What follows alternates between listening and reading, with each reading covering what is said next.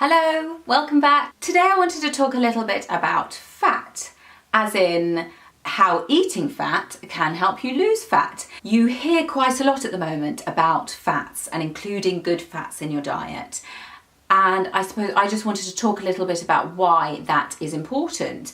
So basically, fats are an essential food group as part of your diet, and they are certainly not something to avoid, but they're not all the same, and that's the thing to try and understand and try and remember and to try and learn, because there are some fats which are good fats which will certainly help you when it comes to maintaining weight or losing weight, whichever it is you're trying to do.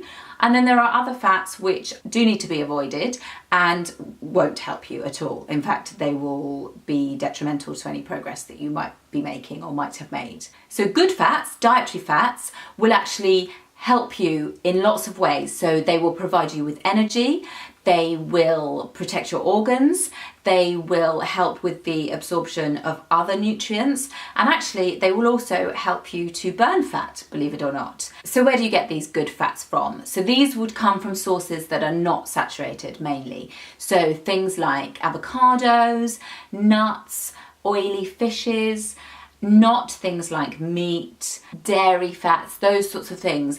Those are the things to have less of. Again, it doesn't mean to avoid them completely. Everything has its place and everything in moderation. If you've watched my videos before, you will know that's certainly a mantra of mine. But where you want to be getting your fats from mainly are those good sources. So nuts, avocados, olive oil, oily fishes, those kinds of places. Those are really good to include in your diet. So in a nutshell, your body needs 3 macronutrients, which is carbohydrates, fats and proteins.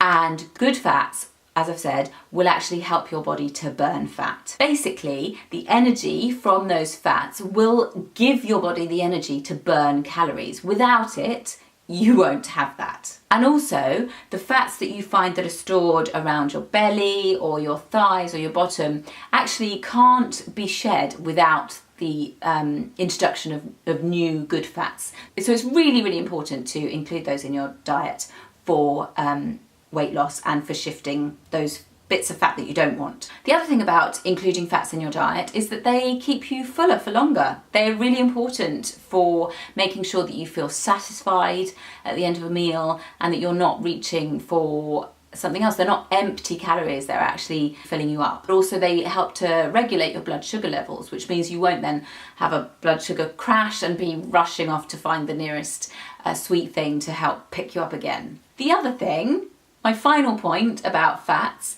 is that generally they taste pretty good.